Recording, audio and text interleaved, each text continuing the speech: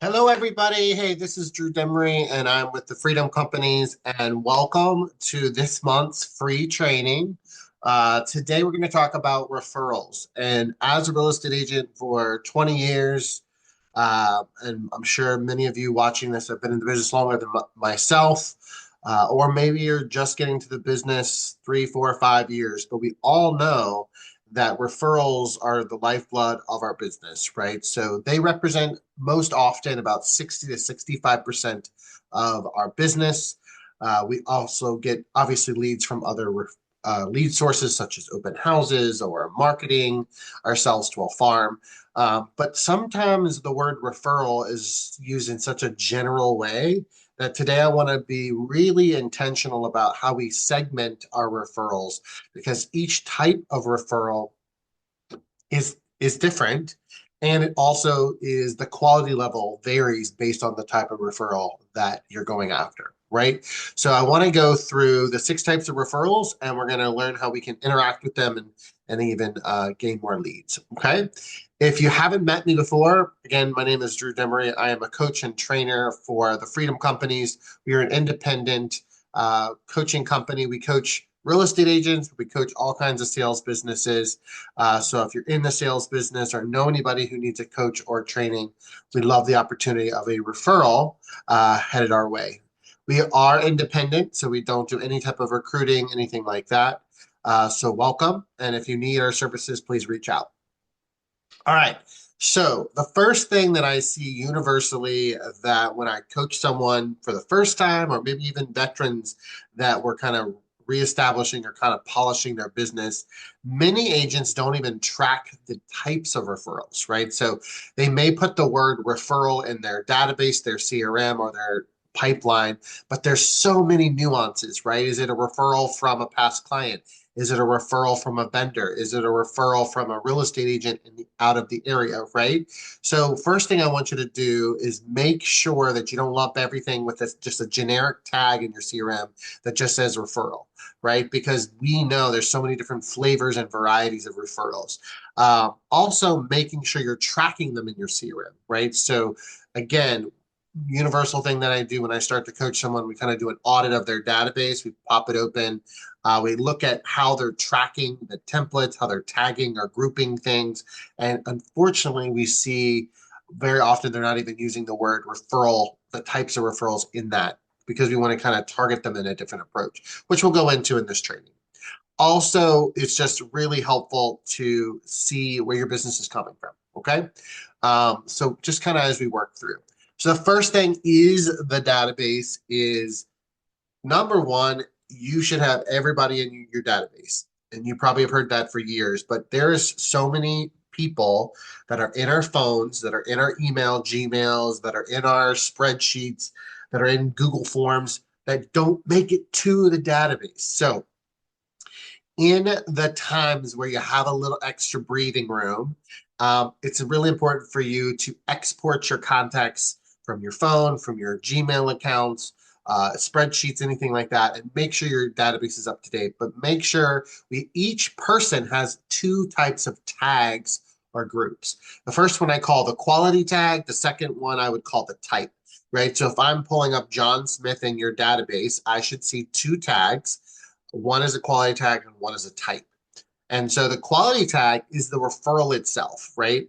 So this is actually showing you or showing me, if I'm your coach, where your quality of your referrals are, right? Who, the quantity of which, right? So if you look on the screen, A plus, multiple referrals given to per year. So this person is in your database. You have tracked this, and you know they've given you at least 2 referrals. Maybe their mom, maybe their sister, maybe their neighbor, right?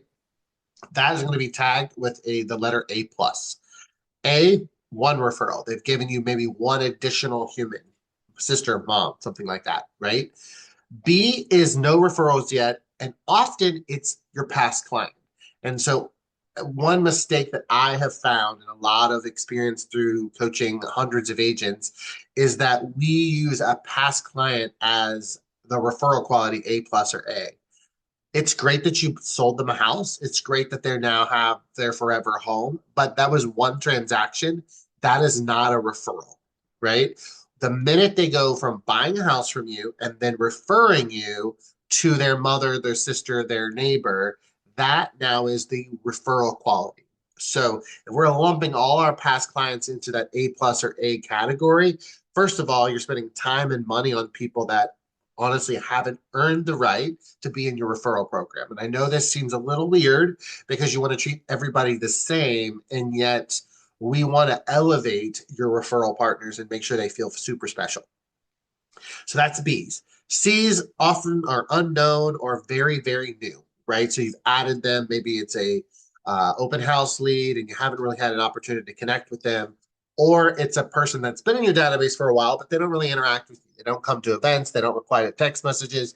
Um, but you don't want to delete them, but they're kind of the lowest quality of all of the types of humans in your database. And of course, the second one is the type. Seems easy, seems redundant or intuitive, but again, referral type. So don't just put the word referral. So it's going to be past client, vendor, friend, family member, even realtors go in your database, which we'll talk about a little further.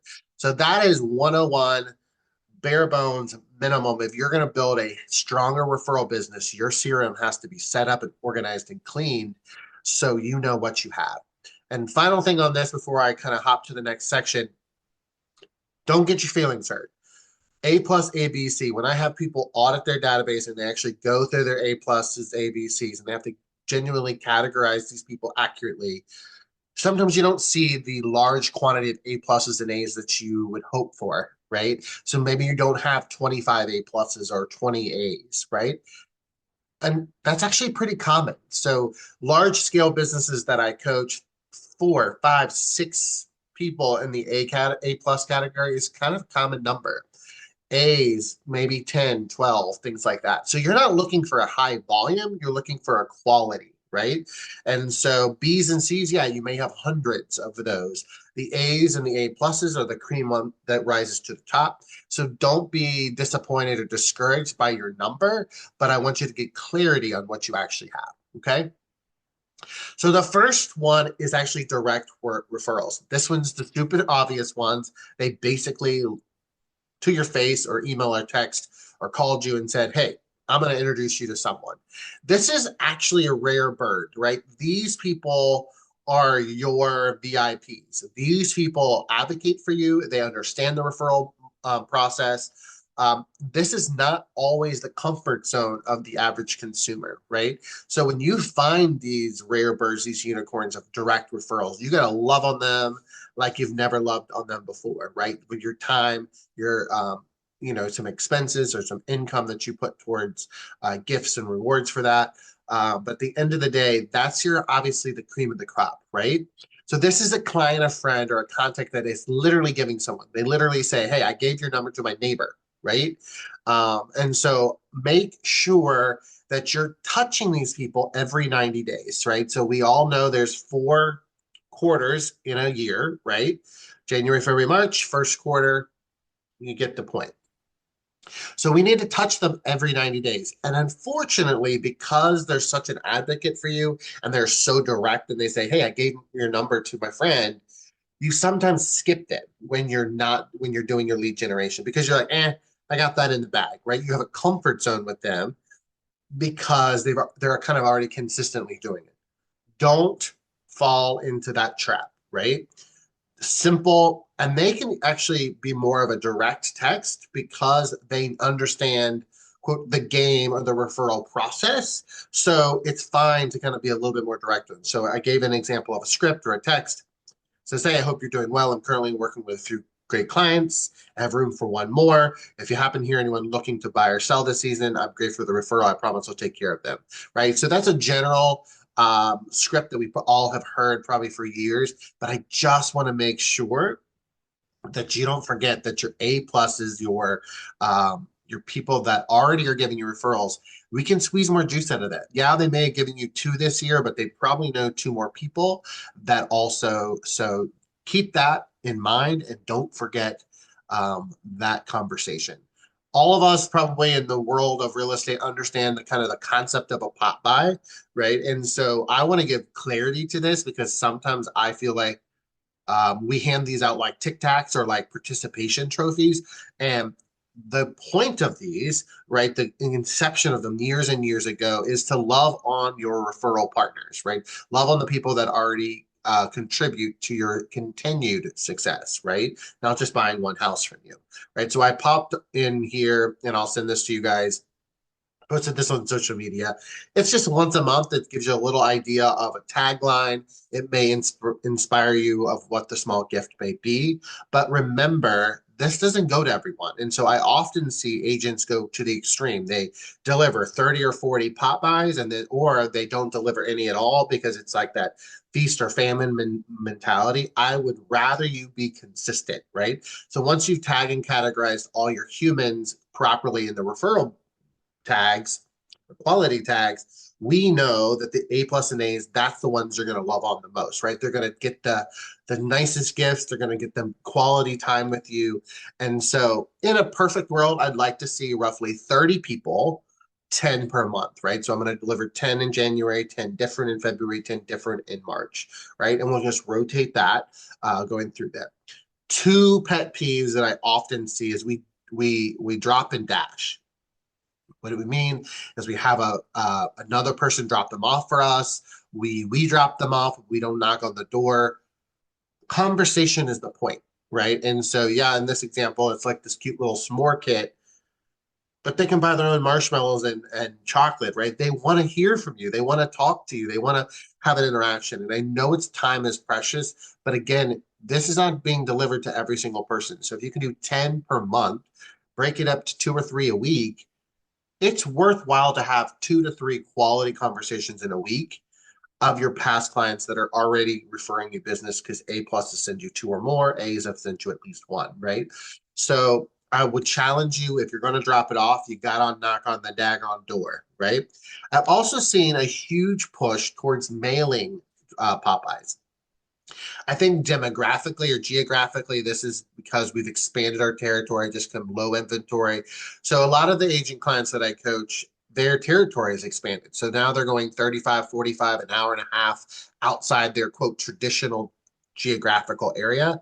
And let's be honest, gas isn't cheap. So you're not wanting to spend the time, effort, and energy to drop off a s'more kit, right? So I've seen a lot of people transition to maybe every other quarter or quarterly doing a delivery by mail, right? So something that's flat, that's not perishable, that's not breakable, and you almost send it like an Amazon package. And it's amazing from the feedback. It's like adults, we love getting Amazon packages, which we deliver, we actually ordered ourselves, right? So it's kind of a fun surprise. The key is that you have to ensure that they got it through a text message or call. So make sure those, again, on your high quality people, this has to be done. Then I'm not going to go in the weeds too much on the fact about client events, but I am going to be really specific on these A plus, these people that already like are like your cheerleaders.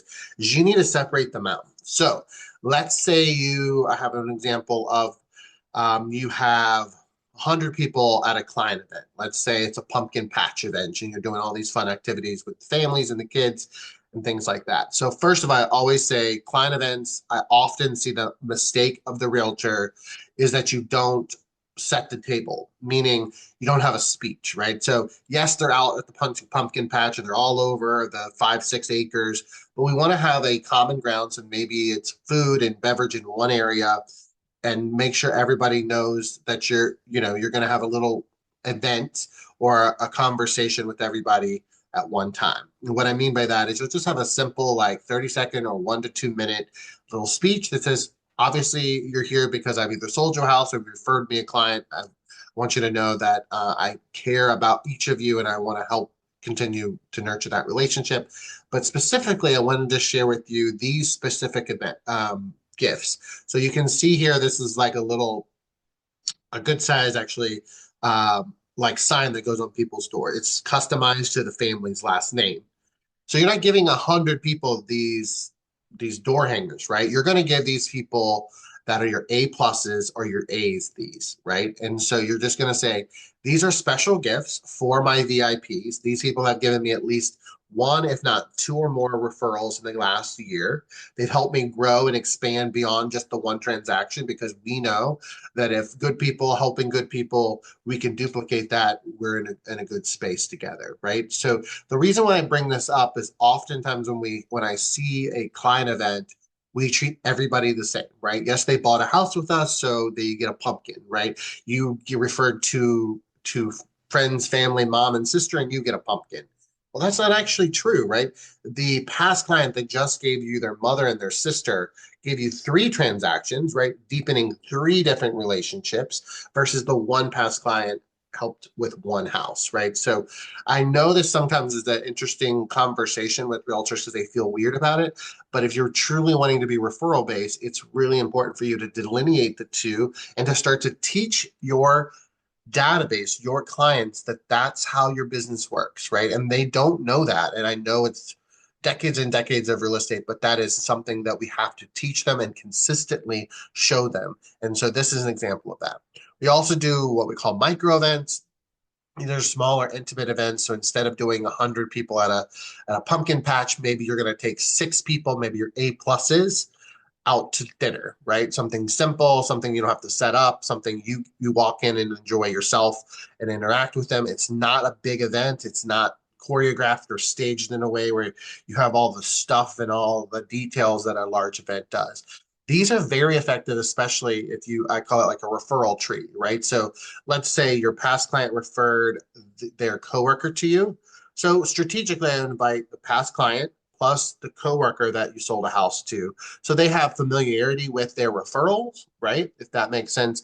So you're going to be having a good 6, 7, 8 people at this dinner, but there's some referral familiarity to it. Okay. So micro events, super, super effective. All right. So it's all about teaching them and phrasing them.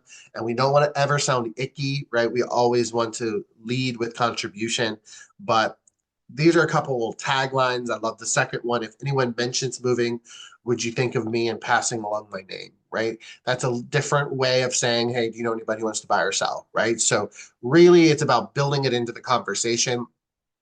I will tell you that's probably the number one thing that I hear with referral based agents. The difference between successful ones and maybe those that are not as successful is you kind of either the non successful agents, they stay in the friend zone, right? Yes, you're doing the client events and the pop buys, but you're not going to that next step to anchor or to be intentional about this conversation, which is the pro zone, right? So you're staying in the friend zone, you're giving them pumpkins and pop buy gifts and other things like that, but you're not actually saying, hey, who do you know that might need to help that I could help that wants to buy or sell this year, right?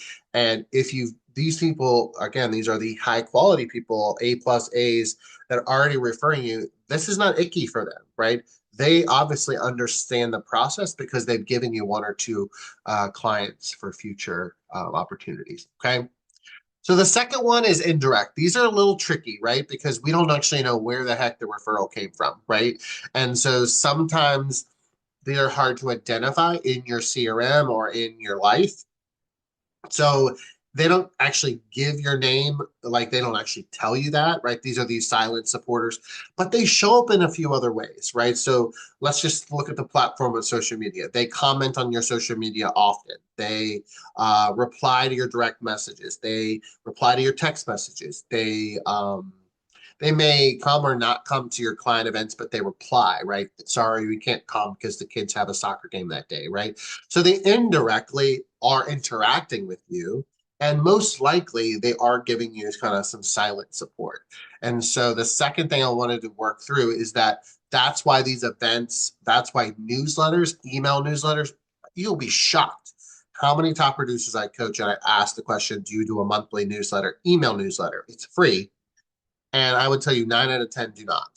And it's crazy to me because those silent people that love your brand, that love your value, they need to see you, and not just always on a reel or Instagram feed, right? So monthly newsletter, This is branded gifts, something like swag, right? So they're not pop buys. Maybe you have giveaways or koozies or fun stuff that you can drop off. But for the most part, these are not expensive things, things like that. And then also, really, most of these people live in your social media space, right? So maybe it's about your content. Maybe you're doing like fun giveaways. So this second group of referrals are people that are really kind of the silent sellers for you, but you got to remember to keep them top of mind, right?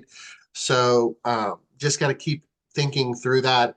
And the biggest thing I would say with this group is that you're not going to be able to be a direct ask, but it's constantly showing them that you're staying present, top of mind. That's the consistency of social media, of the touches that you do with your database. Okay.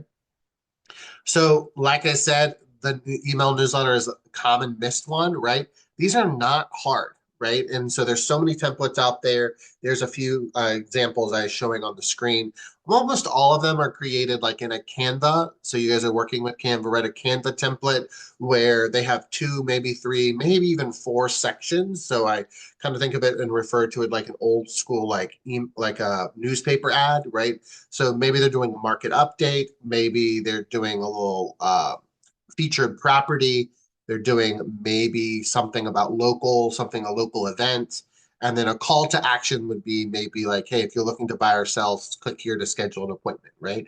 So universally, I get these a lot from different agents. Universally, the agents that are doing them, they're too long, right? We don't need the 10 commandments. I think our attention spans as humans is getting worse and worse, right? So these market updates that you send once a month, minimum, right? Four action items, four areas, very, simple, easy to read. More pictures, less words, in my opinion, just because people are fast to delete or move on from an email, right? But this is good in the second category because you don't know if they've given you a referral, right? You don't know where they are, the quality, right? But it strengthens the relationship. It also really encourages referrals because you can put in these email newsletters a direct ask. And the key, number six, is they're completely automated, right? So most agents I know send them around the beginning of the month, right? So the 5th through the 15th. So they're prepping maybe the first 3 or 4 days of the month, making sure the market update data is correct, and then they send it out. I do have some agents that are doing a secondary email. So once they got the email newsletter number one set up, automated, they're rocking and rolling with that. Often they're trying to do a second touch to expand the opportunity of referrals, but not being too ridiculous with the emails, right? Not getting an email sent to your database every 3 days, right? So I would coach you the second category. If you've reached the point where hey, I'm doing one monthly newsletter, maybe we add a second newsletter. And the second newsletter is a little bit more fun. It's a little less real estate heavy. I share all the time a data point that really talks about people in the market or out of the market. And so I'll give you that data so you can kind of mull on it. So there's roughly 345 million people that live in the United States. And there's predicted to be 5 million homes sold this year, 2025. So there's 345, but there's 5 million that are going to buy. So there's 340 million people that even if you send them a newsletter, they're not going to buy a house, right? They've already bought their house, they're renting, they have whatever life situation they have, right? So the second email that we're sending out often is to capture the attention of those non-buyers, right? So it's keeping the brand awareness, keeping the opportunity of maybe their sister is going to buy a house, right? So they can refer you somebody.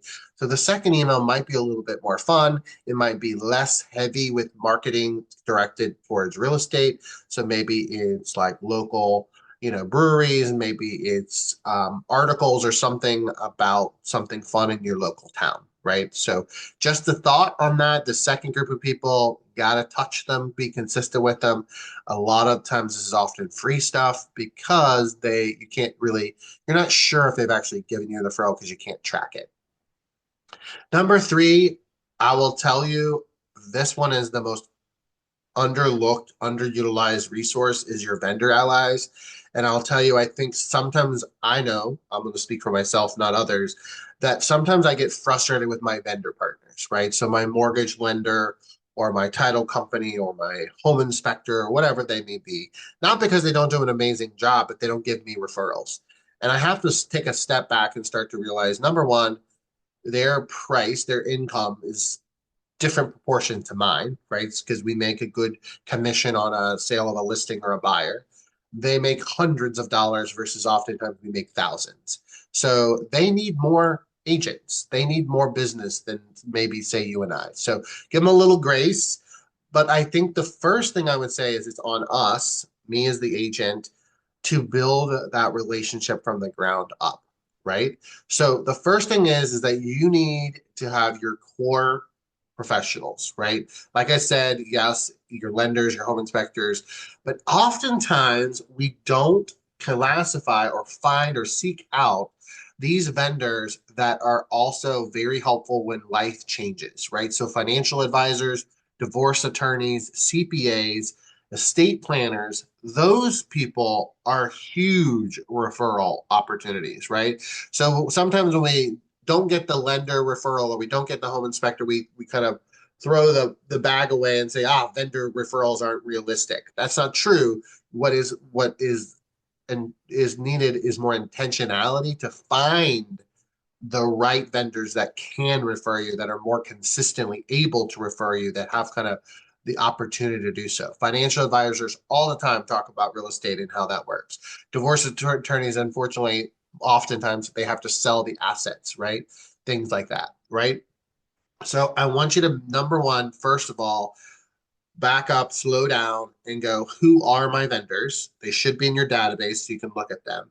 If it's just home inspectors and lenders and maybe title people, that's not enough, right? You're going to have to start to dig deeper and to try to find other humans that when life changes, they're there and they're advising and they can refer you, right? So I think the who do you have in your database as vendors is a huge first start for this one.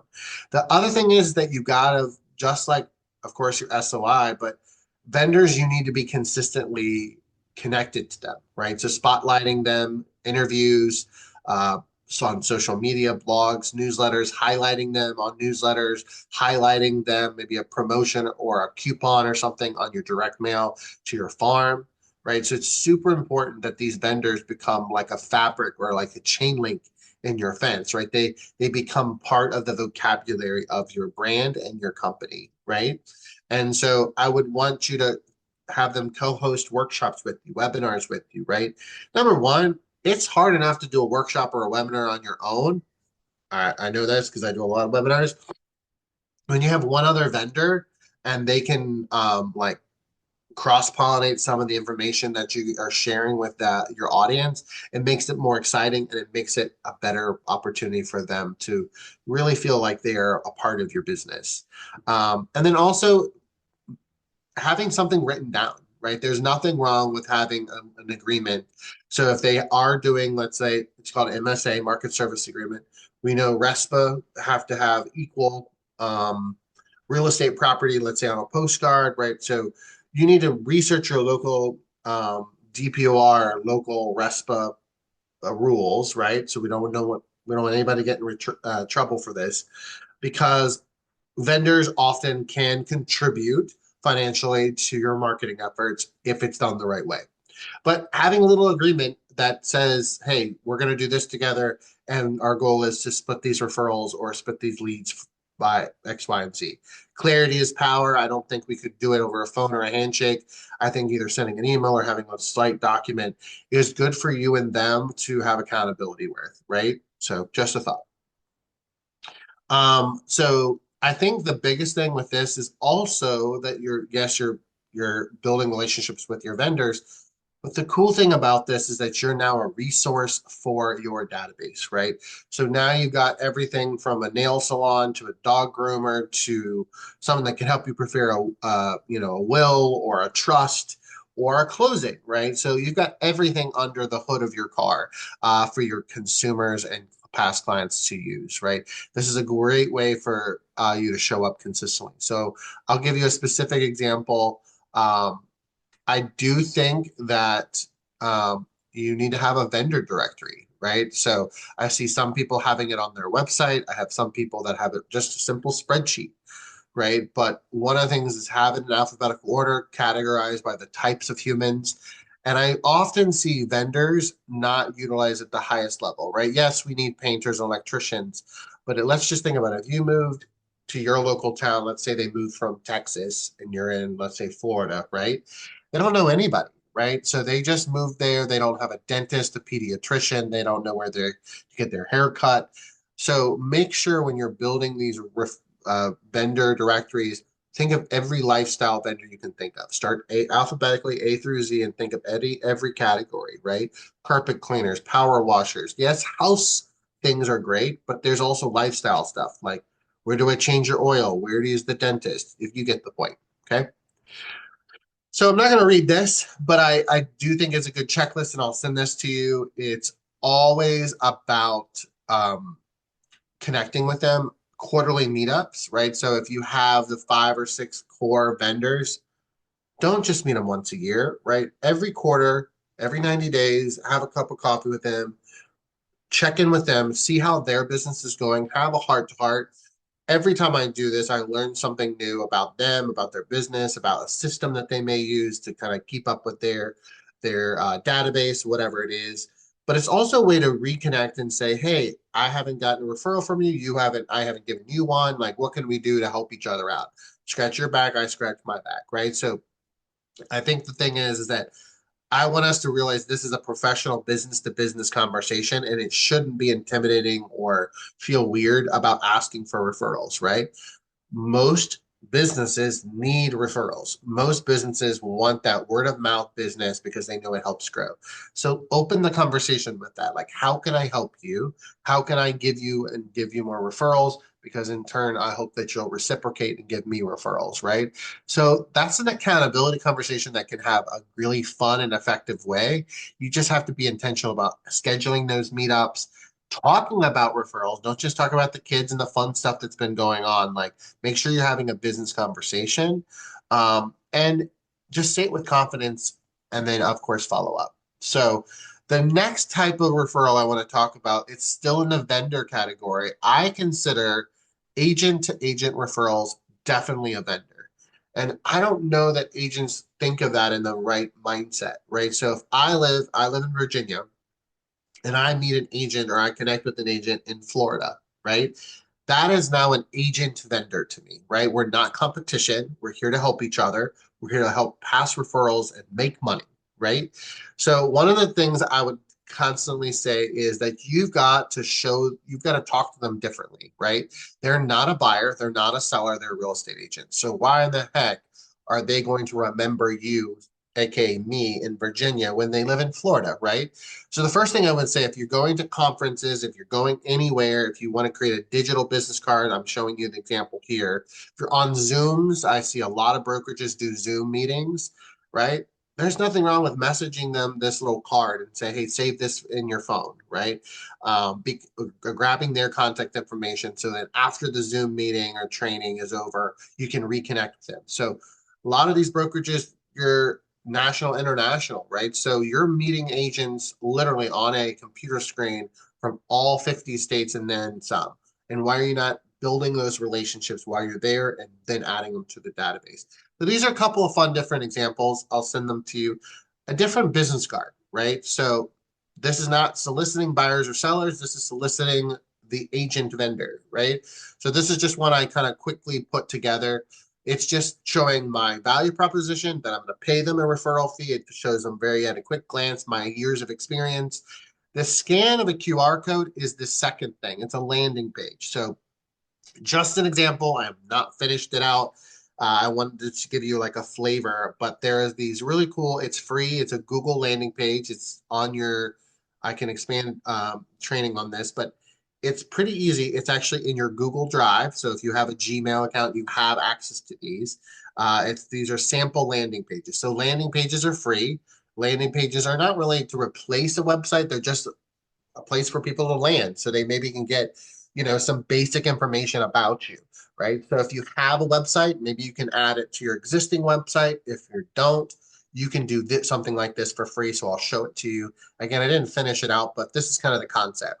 Because if you look at this business card, that QR code goes to this landing page, right? And the reason why we do this is because we want the agents to know the areas we serve, that we're serious, that we're professional, and remember us because they probably have already met five other agents from Virginia, right? So this is example. Again, it's in my Google account. And without getting too crazy, I'm sorry. I'll show you kind of where this lives. So if you ever do create a Google website landing page, I just go in my Google Drive, then I go into Type, which everybody has, and then there's a link for sites. And so these are some of the sites that I've created over the course. But this is just examples. So I grabbed a template, I changed this to say what I wanted it to say. I put a little schedule, call me. This is my call to action. I have what I call a pay twice. So in my world, I'll pay you once for the referral, like the initial person that you send me. And if they buy or sell, let's say 3 or 4 years later, or they refer me their sister, right? Then I'll pay you an additional 20%. The reason why I do that is I want to stand out. I want to be unique. I want to make sure the agent knows that not only I pay them once, I pay them twice. Do I pay the second time out often? It depends, right? It depends on how quickly the person will buy and sell. Maybe they're only here for a short time, maybe 2 or 3 years. Sometimes in a military-based environment, that might be plausible. Again, if I'm encouraging my database of past clients to refer me, so like they maybe would refer me 20%.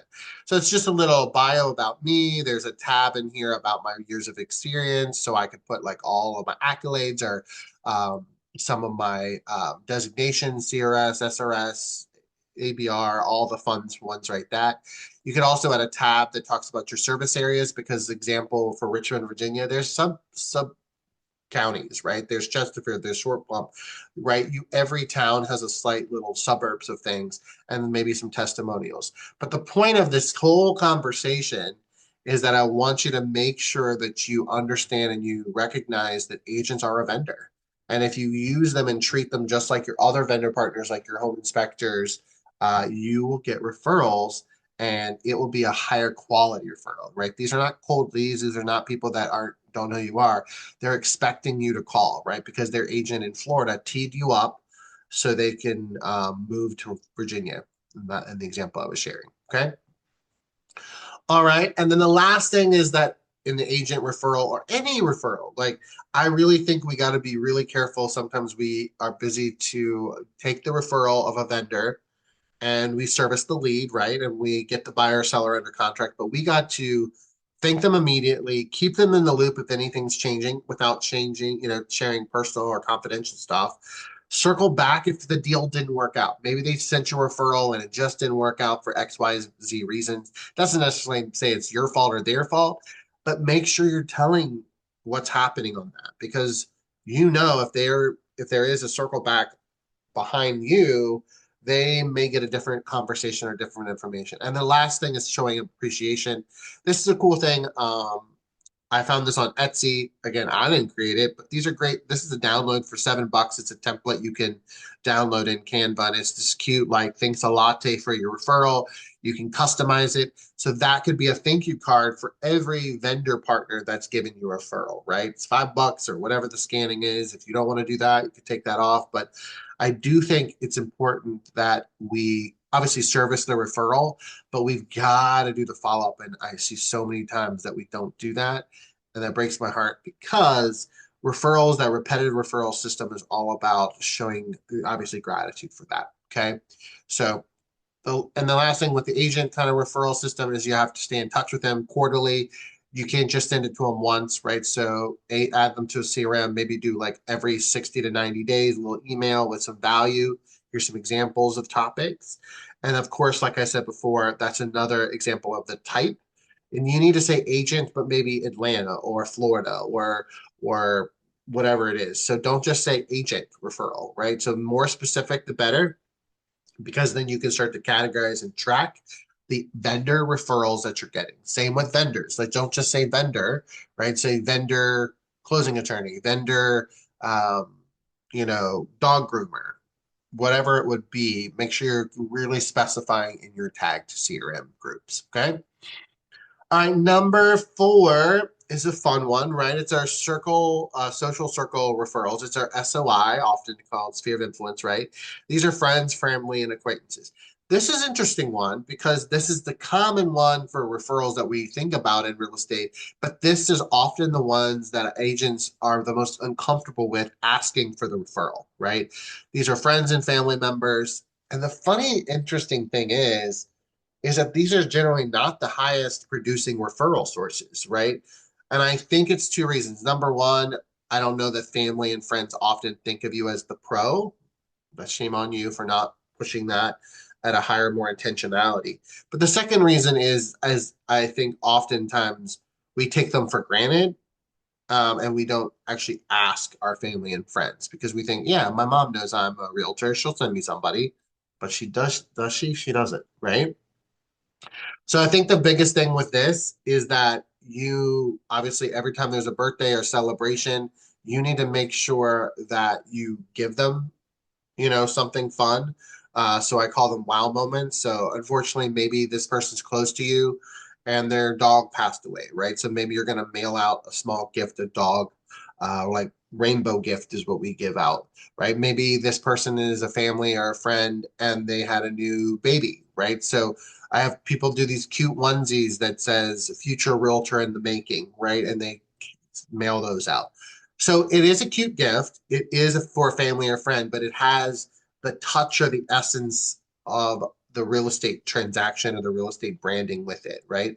So it's not coming from necessarily coming from Drew the human, it's coming from Drew the realtor. So making sure those touches, you interact with them casually, but they have a touch of real estate connected to it, and they get that, and it's a fun way to do that, right? So I think the biggest thing is they need to feel connected to you and they need to remember you and what you do.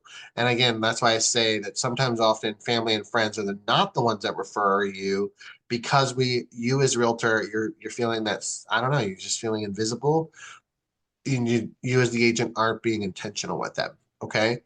So if our family and friends are giving us referrals but they're not giving you enough referrals, you're like, Drew, I have a SOI, but my SOI, I've heard it like my SOI sucks. My SOI is so small. My SOI doesn't give me what I would need to, have a thriving business. Well, hate to burst the bubble, but you need to find more humans, right? You need to interact with more humans. And so I think it's interesting when I coach people, we kind of go through, are you an introvert? Are you an extrovert? A lot of the top producers that I coach are introverted, right? So yes, they do the social events. Yes, they do client events. They do a lot of things out in the community, but they're actually pretty introverted, right? They prefer to stay home. They prefer to kind of stay in their PJs and hang out with their animals, yet they know they have to be extroverted to attract new opportunities. And the fun thing is, there's actually a word for it. It's called an ambivert. It's a person that shows both characteristics of an extrovert and introvert. Introvert. So, those of you that are listening to this that are introverts, I don't want to hear any excuses because I know that you can push through and become the ambivert and seek people into your world that are new. And I just recently celebrated a birthday, and I think as the older we get as adults, it's so interesting. It's like it's so hard to find new friends, or we feel awkward about it, right? It's not like we're 10 years old on the school playground finding new friends, right? So you're going to have to be intentional about expanding your social network, your SOI. And I think I've done this before, and I wanted to add it in here again because I think it's redundant. C is amazing for building consistency. The key is you have to build the bubbles. And so I call that you need at least five bubbles. And these are the things that you already like to do, that you're already spending money on, that you're already hanging out with people that like the things that you like. So these are just examples: dog walking, church, tennis, craft beer, PTA, right? Um, but you're being intentional about expanding that, right? So dog walking, I say that because I have one client, she was walking her dog, and I was like, that's not a bubble because it's only you and your dog, unless your dog is giving you a referral, right? So she reached out to her neighborhood Facebook group, and they have about 6 to 8 now ladies with their dogs all walk together at least once a week. And that conversation just is organically building up referrals, right? And she's getting referrals of neighbors that are selling or relocating. And that dog walking bubble has turned into an amazing referral source. And so again, even church, if you go to church, maybe you go at a certain time, you sit at the same pew, the same chair. That's not what I mean, right? How are you going to be interactive in that church, right? Maybe you're going to be hanging out with the babies, or maybe you're going to be part of the food drive, right? So these bubbles have to be interactive, they have to be intentional, they have to overlap, and you have to start to kind of expand and add fresh people into your world. So don't just check the box that you walk the dog and go to church, right? Are you expanding that and building a referral based network? Because again, SOI, if you're not getting the referrals from your SOIs, friends, family, things like that, that probably means that you need to expand your bubbles. You got to find more humans. Okay. All right. The last couple are kind of fun. Number five is the happy clients, right? The past clients, right? Who referred you. And now we have to get them to refer you. So these are past clients. So they bought one house from you, right? And so now it's our job is to advocate and to really teach them and educate them on the power behind the referral, right? And so I think the first thing is that as soon as they close a house with you, you really need to start building in some simple touches, right? First, the first touch happens at the closing table, right? So a simple script or a simple dialogue that says, hey, I'm super excited. Here's the keys to your new home. Just a reminder, if you know anyone else that needs an agent, that would you feel confident in referring me, right? And the answer is yes, so don't even hesitate, right? Ask that question at the closing table. 30-day check-in after, set it on your calendar. 30 days goes fast. You'll blink and you'll miss it, right? So we close on a property today, you hand them the keys, hey, if you know anybody, refer me, right? 30 days put on your calendar, just a personal call to check in. 30 days is important because they're stressed, right? They just closed on their house, but now they're having to move the couch and declutter the previous house or whatever it is, right? So 30-day check-in is huge. And again, it's a way to keep them top of mind because unfortunately, 30 days in, they're moving on. They've got other things, priorities, and they often don't forget you. They just don't remember the referral opportunity. Home anniversary touches, again, I pretty much put them in so many daggone trainings because the number one thing when I'm auditing someone's database is they don't have a home anniversary touch. Number one, they don't have an automated email that says, happy home anniversary 2 years in a row, right? 3 years in a row, 4 years in a row. And the funny thing about home anniversaries is often I see agents celebrating the first year in the house. Well, we know the average buyer or seller doesn't move until like 7 to 10 years. And that doesn't mean they're going to refer you, right? So just the 1 year home anniversary isn't going to cut it, right? The 5, the 6, the 7 years in the house home anniversary, that's the one that's probably going to give you either future referrals or a secondary transaction from that client, right? So home anniversary touches. I often see in a database you don't have the closing date, right? So let's say it's May 10th and they close today. You don't have that May 10th in your database, in your CRM because that will help prompt a lot of things, such as an annual CMA, right? And so different things like that. Okay. So strategy on this one is stay in touch after the deal closes. I know you've had many, many, many trainings on this, but 20 years in the business, it's funny how this past client referral type is often most missed. There's a recent stat that says only 23% of sellers actually use their past client to list their home. 23%. But 89% of them said they would definitely use their realtor again. So only 23 people use the same agent a second time. Shame on us for not staying in contact with them because and I know after the deal closes, that's when the real work begins to build more referrals for future opportunities, right? Okay. And annual equity report. We have had so many different versions of this, and I'm excited to say that I love AI because it really has cut down on this. So every year, yes, you're doing a home anniversary, happy 2 year home anniversary, cute card in the mail, cute email sent to them. But then you need to reinvigorate them and realize this is a business in a sense, right? Their house is a business. Their house is a money maker, right? Because they're earning equity. And so cool thing is you can put in chat GBT, super simple. I put it in my my personal home just to kind of give you an example. I just said AI generate an equity report for 122 Landing Drive, right? So I popped that in there. Beautiful AI popped everything in there, right? So it pulled everything from the tax record, which is my current information about my house. It gave a rough estimate of the determined value. You and I know as realtors is almost always wrong, but this is giving an estimate, right? Because we haven't been inside the house. It gives an example of what equity means. This is terminology often that realtors we use, but honestly, the consumer doesn't even know what equity means, right? So it gives an example of a mortgage balance versus the market value. So example, it says in my little screenshot here, there's an equity of roughly $163,000, right? And it shows comps. And then at the bottom it says next steps, right? And it's just saying if you are interested in like having a more specific price, I need to come see your house because you probably have done upgrades and things like that. I say all of this because you should do this every year, right? And so I think it's super important that you do this because um, it just shows the value of that, right? So ChatGPT is super, super, super easy to do. You pop it in there, it tells you what you need to do.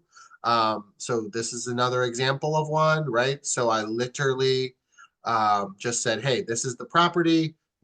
This is the estimated value. It gave comparables, super easy stuff, right? So copy and paste it. I then said, can you generate this into an email format? And yeah, it says, of course it can, right? So it pops it in there and it's simple. So if you have any excuse or any reason why you haven't done an equity letter to your past clients, you have no excuses now with AI, right? So again, if your database is organized, let's say you pull up every house you sold in your entire career in May. So right, the tag says home anniversary May, or you have a closing date in there and you can filter it by the month, right? Let's say I have 12 for the month of May. I'm going to do 12 equity reports. Then I go into June and maybe I had six for the create my career. I'm only going to do six, right? So it's just what you need to do for that month. It's an opportunity for you to touch and reach out to your past client. And it's also an opportunity to show them that you haven't forgot about them and that there's an opportunity for a referral. Okay. Last one, number six, is being more intentional with your community or online referrals, right? We all have social media. We all have strategies that we use, TikToks and Reels and Instagram stories and all that stuff. But these are opportunities where you can actually gain a physical referral, like in your DM saying, hey, my sister Susie wants to buy a house. Here's your contact information, right? So how do we become more intentional in our online community for referrals? So first of all, we need to work on our reviews, right? So again, I look at past clients and I see 400 past clients. And then I look at your Google or your Zillow reviews when I'm auditing things when we coach you, and I see like 10 Google reviews, right? So we gotta be strategic, we gotta be consistent. Reviews are hard to get. Because think about it, like I go to a restaurant, they give me an email review, I ignore it, right? If I go to a hotel, right? So unfortunately, I think consumers were all bombarded with give me a review, right? So really make sure that you're intentional with finding an opportunity for you can get the review. Honestly, the closing table is the most common one, right? To ask for the review right then and there. So I would create like a QR code that goes right to your Google reviews, like a flyer, and have your title or closing company print it for you in the closing documents, and it's the last piece of paper. And then your title or attorney company will say, hey, Drew, your realtor, wanted you to do a quick Google review for him. If you could pull out your phone, scan this QR code, and put a sentence about your experience. They'll feel like it's part of the transaction, part of the process, and it's also kind of a third party thing. So creating a flyer, sending it to your title or closing company would be an easy way to do that, right?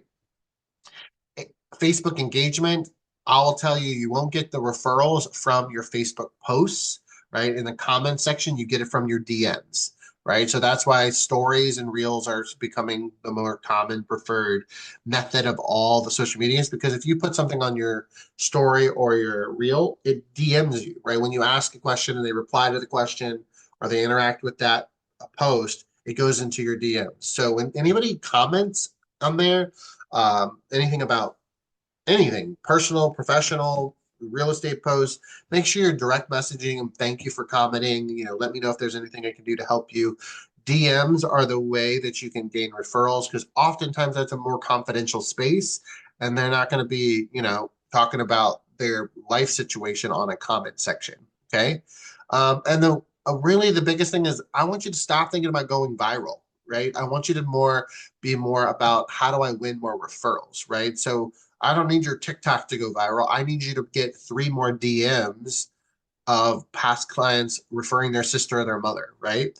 So your reputation is your referral resume, right? So make sure it's easy for that. One of the things that oftentimes in the summer, we're all at the beach, we're all doing different things. They're already on scrolling on TikTok, Instagram. So social media actually engagement goes up in the summer because they're on their phones more, right? So I have often people do what we call a social media campaign. And so social media campaign called Call Me Campaign. So this is an example of one where they're giving away this PS5 and it's pretty simple. They create a plan of attack, a method to promotion, and they say, call me on this day between this time, right? So in this example, it says May 16th between 4 to 6 p.m. Call me. We'll catch up for 3 to 5 minutes. Just want to check out what's going on, how your summer's going. And then as soon as we get a call and we chat a little bit, I'll enter your information into a drawing, right? Not a text message, not a DM. And it's also not an ask a referral. It's just to catch up. The funny thing is this is a reverse of prospecting, right? So you generally go through your social media or you go through your database and you're calling out. This is the reverse, right? They're calling you.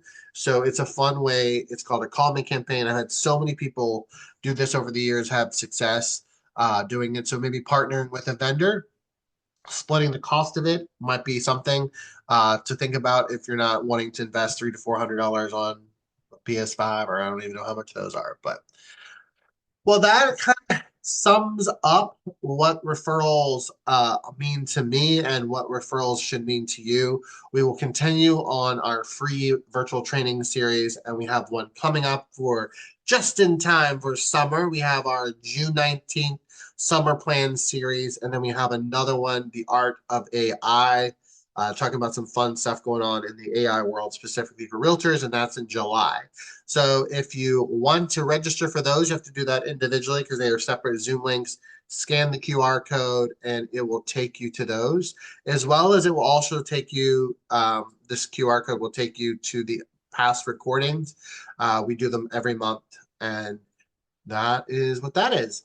And kind of ending with the opportunity referral for myself, right? If you know anyone that wants to start coaching at a high level, have more accountability, build a stronger business, I would love for you to pass this information along to your real estate friends, and please appreciate that opportunity. If you yourself are needing a coach, we have this amazing flex program, and really coaching starts at $295 and it kind of even gets cheaper as we go forward, or we can add on some additional things such as an admin or assistant additional as well. So if you want to chat with me about the opportunity of coaching, I'd love to see where that goes and see if we're a good fit. You can scan this second QR code, and we can schedule. It goes directly to my Zoom schedule, and we'll kind of get that set up for us.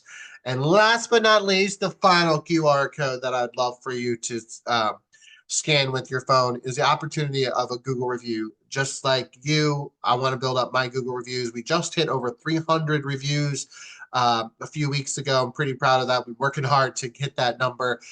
So if you have any additional opportunities to scan this and say, hey, this is a great training, or this piece of information either lit a fire under my gut to make it happen, or this resource provided something so I could gain future referrals, then I'd love that review.